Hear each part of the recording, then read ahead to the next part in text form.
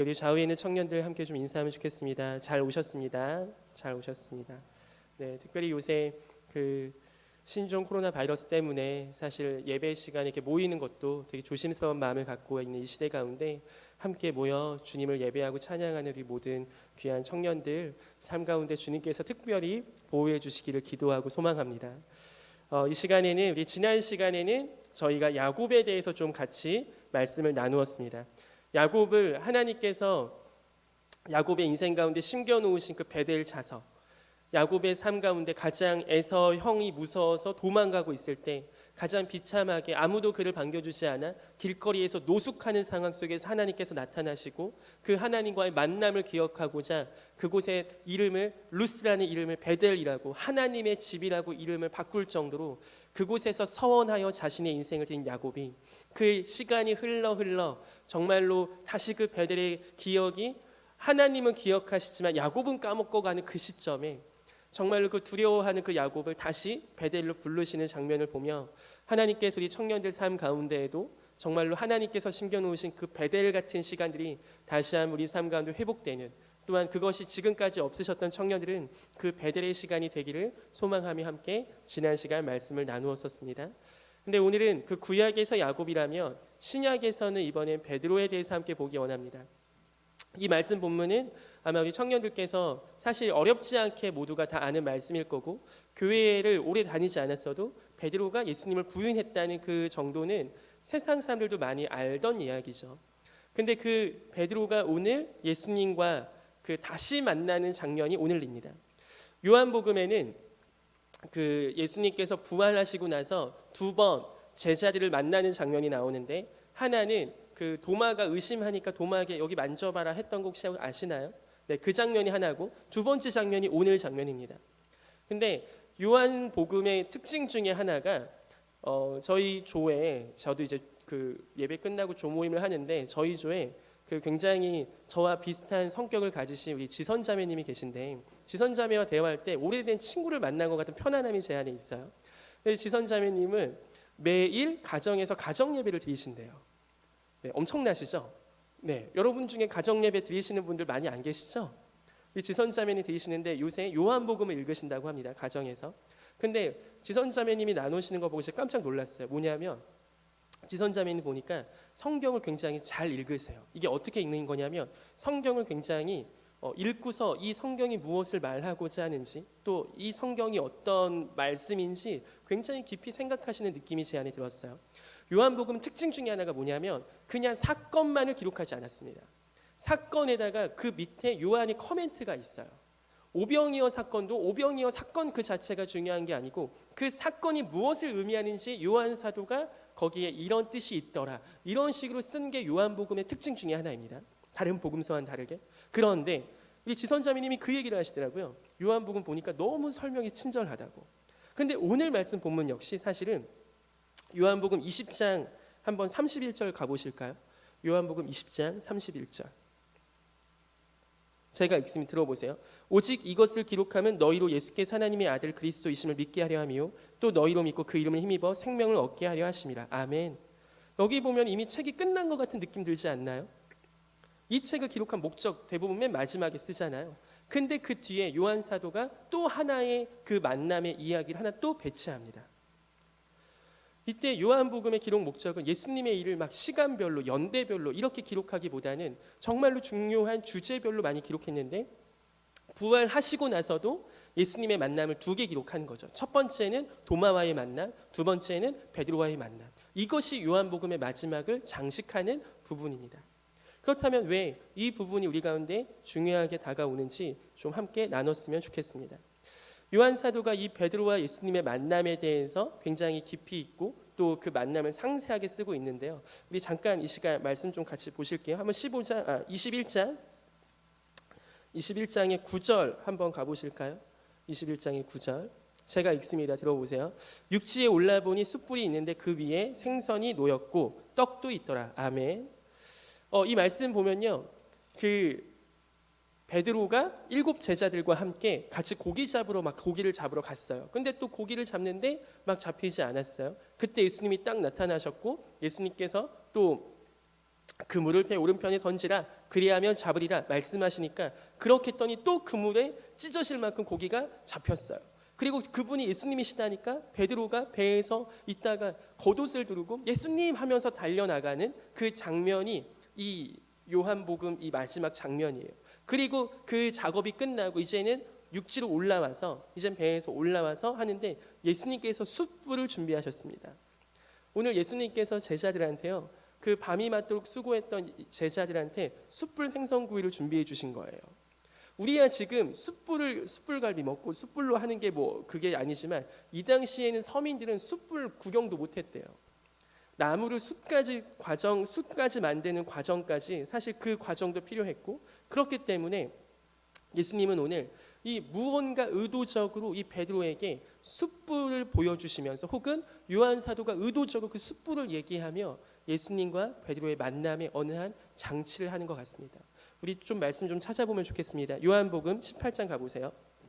요한복음 18장 15절. 요한복음 18장 15절입니다. 제가 읽습니다. 15절부터 17절인데요. 한번 들어보세요. 시몬 베드로와 또 다른 제자 한 사람이 예수를 따르니 이 제자는 대제사장과 아는 사람이라. 예수와 함께 대제사장의 집들에 들어가고 베드로는 문 밖에 서 있는지라.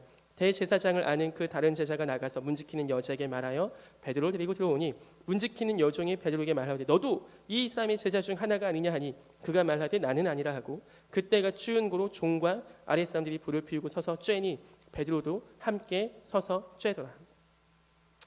이 불이 쬐 있는 상황에서 베드로는 지금 예수님을 부인하는 장면이 나옵니다. 그것도 누구한테? 문지키는 여종이 무서워서 그 여종한테 예수님을 부인하는 장면이 나와요. 그 다음 25절 가봅니다. 25절 27절 18장 25절 27절 제가 또 읽습니다.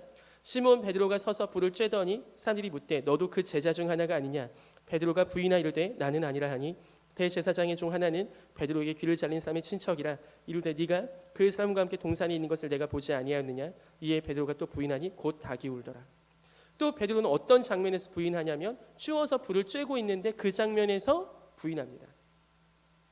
이 사건 이후에 베드로에게서 혹시 또 나중에 불을 쬐거나 캠프파이어 하거나 그런 장면들 볼 때 베드로는 불을 쬐고 있을 때 자기가 예수님을 부인했던 그 장면들이 혹시 생각나지 않았을까요? 어제 리더들과 먼저 이 본문에 대해서 함께 나누고 GBS를 하면서 어떤 리더가 이런 질문을 했습니다. 아니 어떻게 예수님께서는 왜 그렇다면 굳이 베드로가 부인할 것까지 이미 알고 계셨는데 그래서 베드로에게 말씀도 해주셨는데 왜 예수님은 베드로를 택하셔서 제자로 택하셨을까요? 라는 질문을 했어요. 근데 그 질문은 저도 늘 했던 질문입니다. 근데 이 질문 사실 누가 제일 많이 했겠습니까? 베드로가 제일 많이 하지 않았을까요? 베드로는 이거는 제3자로 보는 게 아니고 아니 베드로 왜 하나님 날 택하셨고 왜 예수님 날 택하셔서 왜 제자까지 만드시고 왜 3년 동안 그렇게 데리고 다니시다가 내가 이렇게 부인할 거 아시면서 부인할 거 말씀까지 해주셨으면서 그랬던 그분이 왜 나를 제자 삼으셨을까라는 질문은 베드로가 제일 많이 했을 것 같습니다. 왜냐하면 제가 평소에 살면서 뭐 경건 형제나 뭐 홍찬 형제나 하나님은 쟤네를 왜 쓰실까 이런 생각 많이 안 할 거 아닙니까?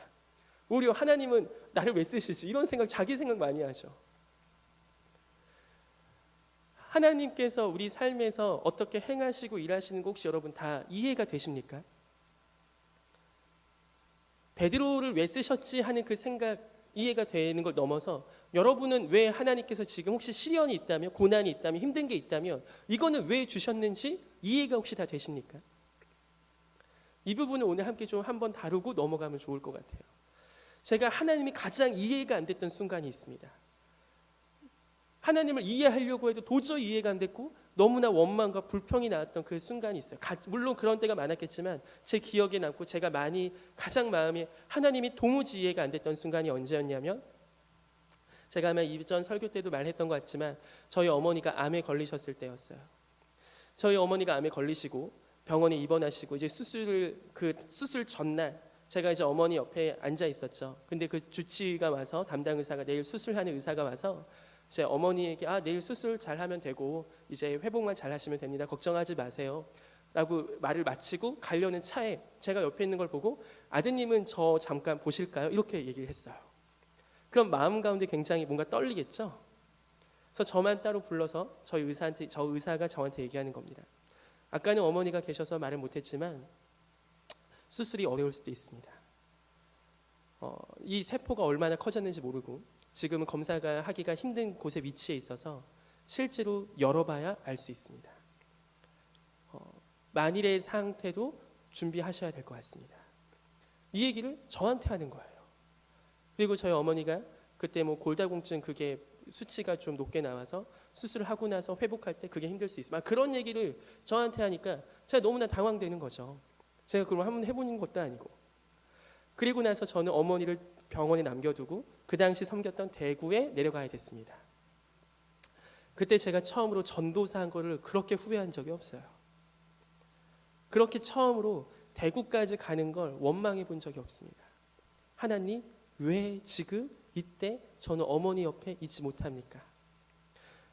그 마음을 너무나 하나님 앞에 나누고 싶어서 제가 내려가는 그 기차 안에서 하나님께 원망 아닌 원망을 썼던 글이 있는데 그 글을 잠시 나눠보면 좋겠습니다. 우리 어머니, 적어도 우리 어머니는 적어도 나에겐 충분하게 하나님의 대리인의 사명을 다하셨습니다. 어머니는 충성스러운 하나님의 사자로서 내게 오셨고 하나님의 사랑을 마음에 새겨 내게 보여주시고 느끼게 해주셨습니다. 그분은 내게 성경과도 같이 하나님을 드러내셨고 그분은 내게 십자가와 같이 헌신이 무엇인지 보여주셨습니다. 그분을 볼 때 나는 하나님을 느낄 수 있었습니다. 그런데 그분이 아픕니다. 그분이 암이라는 무서운 병에 걸렸다고 합니다. 수술만 잘 되면 괜찮다고 하지만 전이가 되었다면 그 누구도 장담할 수 없다고 합니다. 그분은 병원에 입원하러 가기 전날 밤도 남편에게 아들 아침밥 잘 챙겨달라고 부탁하던 모진 아내입니다. 그분은 자신의 병을 자식들에게 이야기할 때도 미안하다면서 울던 바보 같은 엄마입니다. 나는 아직 그분 같은 부모가 될 자신이 없습니다. 그분이 내게 알려주시고 보여주신 그 길을 나도 걸어가고 싶은데 그분이 내게서 떠나가신다는 생각은 정말이지 하고 싶지 않습니다. 그분이 너무나 보고 싶습니다. 나는 나의 잘난 직업 전도사 때문에 내가 보고 싶고 같이 있고 싶은 어머니 옆에도 못 있습니다. 난 우리 어머니 옆에 있고 싶은데 다른 어머니들을 섬기러 가야만 하고 난 우리 어머니 앞에서 말을 하고 싶은데 난 어머니와 같이 나를 좋아해 주지도 않는 청년들 앞에 또 말하러 가야 합니다. 우리 어머니와의 시간을 포기하고 그 자리를 포기하고 이곳까지 왔습니다. 예수님, 주님도 그러셨네요. 아버지 옆을 떠나서 내게 오신 거네요. 아버지 품을 떠나서 날 안아주신 거네요. 아버지와 사랑하시는 기회를 버리시고 주님을 좋아하지도 따르지도 않는 죄인인 나를 사랑하셔서 오신 거네요. 그러면 저도 되었습니다. 그러면 저도 주님처럼 그렇게 가겠습니다. 이게 제가 기차에 내려오면서 썼던 글입니다. 이게 약 1년 전의 글이에요. 이렇게 하고 나서 저희 어머니의 상황과 사건이 너무나 제 마음에 이해되지 않았어요. 그때 제가 배웠습니다. 하나님은 우리의 이해의 대상이 절대 아니십니다. 그리고 우리는 하나님을 이해할 수 없어요. 베드로가 이 시간 예수님을 이해할 수 있었겠습니까? 이해할 수 없었어요. 하나님은 오직 우리의 신뢰의 대상인 줄 믿습니다. 하나님은 우리의 이해를 받을 수도 없고 우리가 이해할 수도 없습니다. 지금 제 딸인 3살짜리 아기 소혜가 저를 어떻게 다 이해하겠습니까? 요새 지금 소혜가 저희 아내의 젖을 떼는 시간을 갖고 있거든요. 그래서 소혜가 새벽마다 울어요. 그 우는 모습 보면은 저렇게 절규를 할 수가 없어요. 막 문을 부여잡고 울고 엄마 치맛자락을 부여잡고 울어요. 근데 지금 소혜가 저희 엄마 아빠 그 마음을 이해하겠습니까? 그 모질게 젖을 떼야만 하는. 여러분, 우리는요 하나님을 다 이해할 수 없습니다. 그런데 우리는 하나님을 신뢰하게 하시는 줄 믿습니다. 오늘 베드로도 예수님과의 그 관계에서 예수님 이렇게 질문하세요. 예수님께서 베드로가 부인할 것을 아셨고 예수님은 부인하지 않겠다고 호언장담했습니다. 하지만 부인하게 됐죠. 그것도 3번이나. 근데 그 베드로가 예수님과 만나면서 예수님이 야, 너 내가 맞췄지? 너 부인한 거 내가 맞췄지? 너 왜 부인했냐 그때? 그거 하나 못하냐? 그렇게 그 죄에 대해서 하나하나 피드백한 분이 아니세요. 예수님은 그 과거의 죄가 있는데 베드로가 얼마나 그 마음 가운데 그게 너무 싫지 않겠습니까? 그 숯불을 보고 있어 지금. 숯불 옆에서 예수님께서 불을 똑같이 쬐고 있는 그 장면 속에서 예수님께서 물어보시는 거예요. 너 나를 사랑하니? 그리고 좀 따로 불러다가 예수님께서 1대1로 좀 베드로 안 그래도 자존심 센데 다른 제자들 이미 다 알고 있는데 제자들 있는데 15절 보시면요. 그들이 조반 먹은 후에 예수께서 시몬 베드로에게 이르시되 다 같이 있는데 그렇게 물어보시는 거예요. 요한아, 네가 이 사람들보다 나를 더 사랑하느냐? 아니 이런 고백은 좀 따로 불러서 하셔도 좋은데 왜 굳이 자기가 부인했었던 예수님을 부인했을 때 하고 있었던 행동이 불을 쬐면서 자기가 부인했었던 그 예수님을 부인했던 사실을 아는데 이 사람들보다 나를 더 사랑하느냐 물어보시는 예수님은 너무 잔인하신 거 아닙니까? 왜 굳이 베드로가 부인했던 그 상황, 왜 굳이 베드로가 다시 그 말을 떠올리게끔 하시면서 왜 예수님은 그 상황으로 베드로를 몰아가셨겠습니까? 근데 여기서 예수님께서는 그 죄의 관점으로 접근하지 않으셨어요. 너 그때 왜 그랬냐? 이런 얘기가 아니에요 지금. 예수님께서 베드로에게 물어보십니다. 요한의 아들 시몬아, 네가 이 사람들보다 나를 더 사랑하느냐? 사랑의 관점으로 접근하세요. 여러분 혹시 여러분 가운데 정죄감 있는 분 계십니까? 베드로와 같이 내가 예수님을 부인한 것 같아. 내가 예수님께 죄를 지었어. 내가 예수님께 거짓말했어. 내가 예수님 어떻게 만나? 이런 부끄러움과 정죄감 있는 분 계시다면 오늘 우리가 기도하는 시간 예수님께서 찾아오셔서 너 이 왜 죄지었냐? 이렇게 접근하시는 분이 아니라 오늘도 이분께서는 은호야 네가 날 사랑하냐? 이 질문이 우리 청년들 마음 가운데 다시 한번 들리기를 소망합니다. 근데 여기서 원래 베드로였다면 당연한 거 아닙니까? 내가 사랑하죠. 왜냐하면 베드로는 그런 얘기를 많이 했거든요. 내가 죽을지언정 따르겠나이다. 근데 오늘 베드로는 그런 컨셉이 아니에요. 여기서 어떻게 얘기하냐면 주님, 내가 주님을 사랑하는다 해서 끝나지 않아요. 그것을 주님께서 아시나이다라고 끝납니다. 이게 영어로 표현하면 주절과 종속절 이런 개념이 있잖아요. 내가 주님을 사랑하는 것은 하나의 목적절이에요. 정말 중요한 구절은 뭐냐면 주님께서 아신다는 겁니다.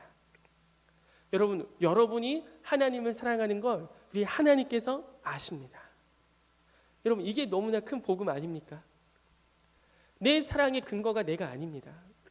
어쩌면 나도 내가 주님을 사랑하는지 모를 수 있어요.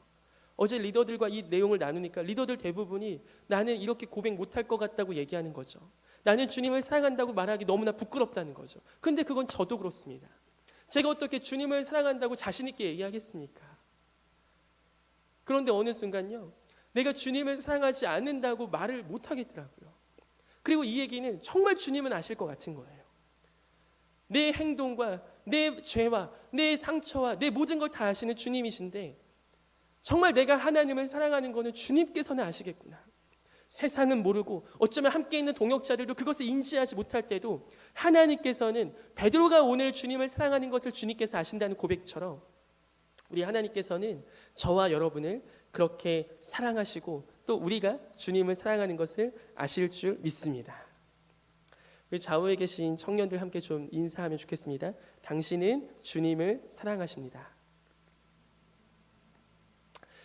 네, 좀 웃으면서 이야기할까요? 다시 한번. 당신은 주님을 사랑하십니다. 주님을 사랑하십니다. 이 베드로가 예수님 앞에 이런 고백을 했을 때요, 예수님께서 거기서 끝나지 않으세요. 예수님께서 뭐라고 하시냐면 15절에는 내 어린 양을 먹이라라고 하십니다. 그리고 16절에는 내 양을 치라고 하십니다. 여기서 예수님은 굳이 3번을 물어보십니다. 이거를 이제 성경학자들은 3번을 부인한 그 베드로가 3번을 다시 한번 예수님을 사랑한다는 고백을 통하여 이 베드로의 권위를 다시 한번 회복시켜 주시려는 예수님의 의도로 많이 해석하고 있습니다. 숯불까지 만들어 주시고 불을 쬐는 환경 속에서 제자들 앞에서 예수님이 그 베드로의 권위를 회복시켜 주시는 거예요. 요한복음에는 참 많은 변화의 장면이 나오거든요. 지난 시간에도 좀 잠깐 나눴던 것 같은데 물을 포도주로 변화시키시는 예수님은요, 우리만 그렇게 변화 안 시키세요. 은호야 변해라 야 해서 제가 바로 변하는 게 아닙니다. 누구야 변해라 야 해서 바로 변하는 게 아니에요. 이 사람이 변하나 안 변하나 잘 모르는 것 같지만 이 사람이 어느 순간 변해 있는 게 복음인 줄 믿습니다. 하나님께서는 세상을 창조하셨거든요. 여러분, 해가 기분 나쁘다고 해가 안 뜬 적 있습니까? 밤에 달이 기분 나쁘다고 좀 쉬고 싶다고 안 뜬 적 있어요? 해나 달이나 모든 자연 만물은 하나님께서 세팅하신 그 설계에 따라, 하나님께서 만드신 섭리에 따라 움직여야만 합니다. 하지만 우리는 아니에요. 우리는 기분 나쁘면 예배 안 드립니다. 아까 우리 경건 형제가 인도했을 때 얘기한 것처럼 우리는 감정 안 좋으면 교회 안 와요.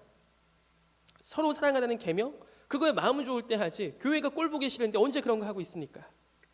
그게 저와 여러분의 모습 아닙니까? 근데 하나님은 저와 여러분을 그런 모습으로 창조하셨어요.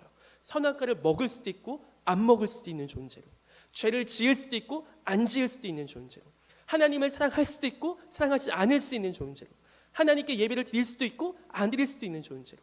여러분 중에 그 누가 여기 하나님께서 딱딱딱 세팅하신 그대로 이곳에 앉아있는 사람이 누가 있습니까? 결국은 여러분이 드릴 수도 있고 안 드릴 수도 있고 올 수도 있고 안 올 수도 있는데 여러분께서 오신 거 아니겠습니까? 우리만 유일하다고요. 그런 존재가. 왜? 하나님이 그만큼 우리를 사랑하셔서 특별하게 만드신 피조물이에요. 그런데 우리가 주님 앞에 그렇게 고백하는 거죠. 하나님, 내가 많이는 아닐 수 있어도, 크게는 아닐 수 있어도 주님을 사랑한다고. 주님을 사랑하는 걸 주님께서 아신다고. 그래서 제가 참 우리 청년들, 우리 한가람 교회 와서 이렇게 보면요, 여러분들 정말 주님 사랑하세요. 저는 아닌데요. 아니요, 정말 여러분 주님 사랑하시는 게 느껴져요. 여러분들의 섬김과 여러분들의 기도를 볼 때 참 제가 봐도 너무 예쁘고 제가 봐도 너무나 귀하게 섬기는구나 생각하는데 우리 하나님은 안 그러시겠습니까? 잘 못 믿는 눈치여서 계속 얘기를 해야 될 것 같은데요.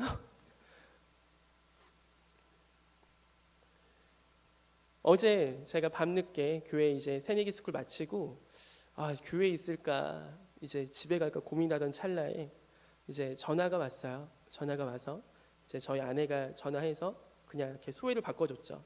근데 소회가 저희 딸이 그냥 아빠만 했어요. 근데 그 얘기가 저한테는 하나님께서 집에 가서 쉬라는 음성으로 제가 받아들이고 집에 갔습니다. 근데 소회가 아빠 왔다고 뭘 해주냐면 자기가 요새 퍼즐 맞추는 걸 하거든요. 근데 퍼즐을 다 맞추고 마지막 하나는 아빠한테 주는 거예요. 그래서 마지막 하나를 제가 딱 맞추면 아빠 했다 하면서 박수를 쳐요. 얘가. 그 모습이 소혜가 저한테 해준 게 뭐가 있습니까? 소혜가 저한테 해준 게 뭐가 있어요? 저를 위해서 돈을 벌어준 적이 있습니까? 저를 위해서 여기 와서 설교 한 번 한 적이 있습니까? 소혜가 여기서 설교하면 여러분들 너무나 행복할 것 같지 않습니까?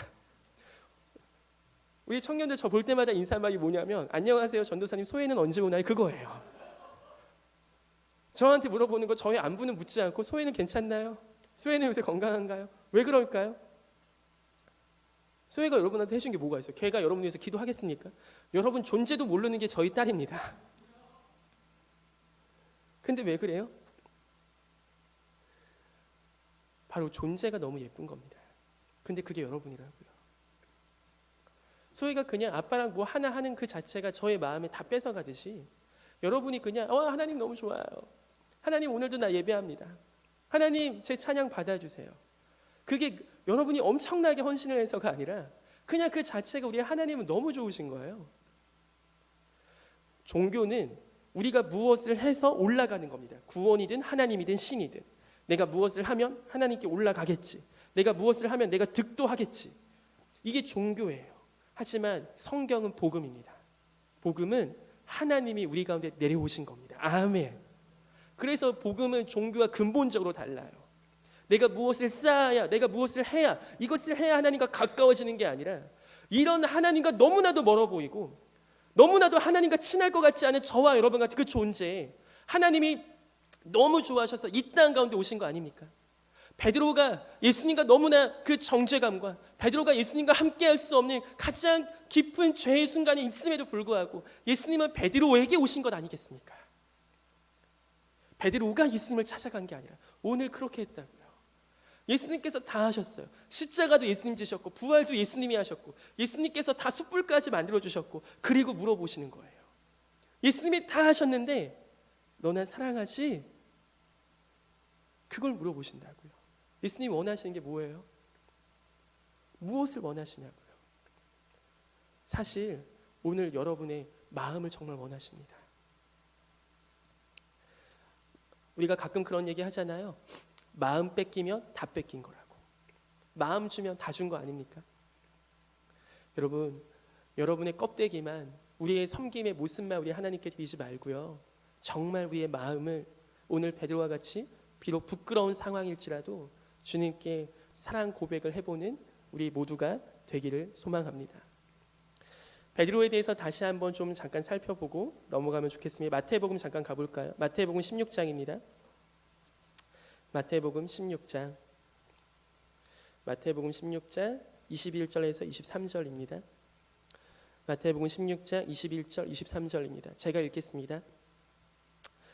신약성경 28페이지예요. 이때로부터 예수 그리스도께서 자기가 예루살렘에 올라가 장로들과 대제사장들과 서기관들에게 많은 고난을 받고 죽임을 당하고 제3일에 살아나야 할 것을 제자들에게 비로소 나타내시니 베드로가 예수를 붙들고 항변하여 이르되 주여 그리 마옵소서 이 일이 결코 주께 미치지 아니하리이다. 예수께서 돌이키시며 베드로에게 이르시되 사탄아 내 뒤로 물러가라 너는 나를 넘어지게 하는 자로다. 네가 하나님의 일을 생각하지 아니하고 도리어 사람의 일을 생각하는도다 하고. 여기서 보시면요, 이 장면은, 이 앞장면이 뭐냐면 예수님께서 너희는 나를 누구라 하느냐 했을 때 베드로가 주는 그리스도시요 살아계신 하나님의 아들이시니다 이 멋진 고백을 했을 때예요. 그래서 예수님께서 기뻐하시면서 바요나 아들 시몬아 이것은 네가 하는 고백이 아니고 천지의 주제이신 하나님께서 알게 하시는구나. 교회를 세우겠다. 이 고백 위에 교회를 세우겠다. 막 음부의 권세가 감당하지 못할 거다. 엄청난 축복을 해주세요. 그리고 이제 예수님께서 드디어 이 땅에 오신 십자가 고난과 내가 이제 죽으러 왔단다 이 본론을 얘기하신다. 근데 베드로가 여기서 항변하다는 표현이 있는데요. 이거는 원어로 따지면 예수님을 혼내는 겁니다. 꾸짖는 거예요. 예수님을 지금 베드로가 꾸짖는 겁니다. 예수님 장난치십니까 지금? 그거 절대 안 돼요. 근데 이것과 비슷한 상황이 세베대의 아들들이 예수님께서 높은 곳에 올라가시며, 왜냐하면 그 당시에는 예수님께서 다윗 왕국을 재건하시는 게 소망이었대요. 그래서 정말 다윗같이 창창창해서 로마를 이기시고 왕이 되시면 나는 그 아들들 두 명이 하나는 우편에 하나는 좌편에 높은 곳에 앉혀달라는 게 이 얘네의 부탁이었어요. 근데 이걸 듣고 나머지 제자들 더 화를 냈어요. 왜? 다들 똑같은 생각을 하고 있으니까. 분명히 예수님과 하는 모양은, 하는 삶은 비슷합니다. 같이 먹고 같이 자고, 예수님 설교하시면 같이 듣고, 예수님 병 고치시면 옆에 같이 구경하고, 분명히 몸은 예수님과 함께 동행하는 것처럼 보입니다. 분명히 몸은 예수님이 하시는 일을 그대로 하는 것처럼 보입니다. 하지만 그 마음은 하나님의 일을 생각하는 예수님과 너무나 극단적으로 다르게 사람의 일을 생각하고 있는 베드로의 모습입니다. 즉 베드로는 일순간에 한 번에 확 해서 무서워서 사실 부인했다기보단 이미 예수님과 동행할 때 어느 순간부터는요, 이 베드로의 마음에 예수님보다 어쩌면 예수님과는 전혀 다른 생각으로 이 베드로가 살아가고 있었을 수도 있습니다. 마치 저와 여러분처럼. 마지막으로 살펴보고 마치면 좋겠습니다. 누가복음 잠시 가보겠습니다. 누가복음 5장 4절 말씀, 5장 8절 말씀 한번 보겠습니다. 5장 8절 말씀.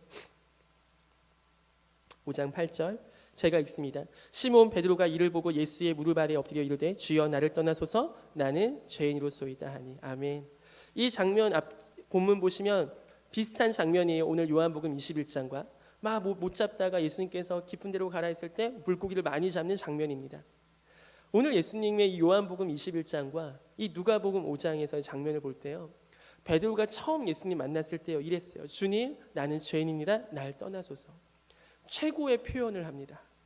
주님께서 위대하신, 주님께서 거룩하신 분이 나와 동행할 수, 나는 너무나 죄인입니다.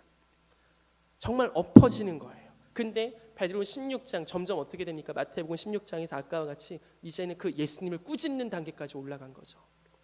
예수의 무릎 아래에 엎드려서 정말로 날 떠나소서, 당신 같은 분이 어떻게 나와 같이 있습니까? 이랬던 베드로가 어느 순간 3년 동안 예수님과 동행하니까, 물론 그 안에 제자 양육은 받았지만 그 안에 교만한 마음이 점점 올라가 어느 순간 예수님을 혼내는 거죠. 마치 저와 여러분이 기도한다면서 예수님을 혼내는 것처럼.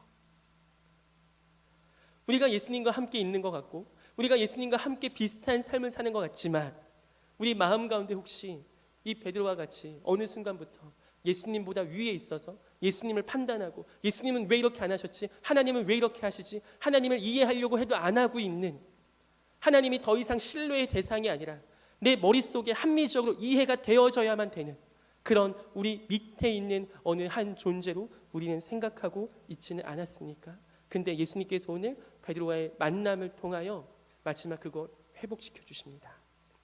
마치 야곱이 베델에서 하나님께 서원했던 것처럼 베드로가 예수님과의 첫 만남에서 정말로 겸손하게 자기의 죄인됨을 고백하며 예수님을 찬양했던 것처럼 지난번에 야곱은 하나님께서 베델로 부르셨습니다. 오늘은 베드로에게 베드로가 가장 도망치고 싶었고 베드로가 가장 어쩌면 부끄러웠던 그 순간을 찾아오십니다. 그리고 거기서 회복시켜 주십니다. 완전히. 그리고 베드로는 나중에 보면요, 제가 베드로전서 5장 4절을 읽어드릴게요.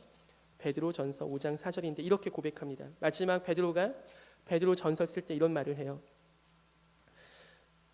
너희 중에 있는 2절부터 읽을게요. 있는 하나님의 양 무리를 치되 억지로 하지 말고 하나님의 뜻을 따라 자원함으로 하며 더러운 이득을 위하여 하지 말고 기꺼이 하며. 너무나 베드로의 과거가 반영되는 구절 아닙니까? 더러운 이득과 자기를 위하여서 어쩌면 예수님을 따랐던 그 지난 과거들을 반성하며 맡은 자들에게 주장하는 자세가 아니라 양무리의 본이 된다.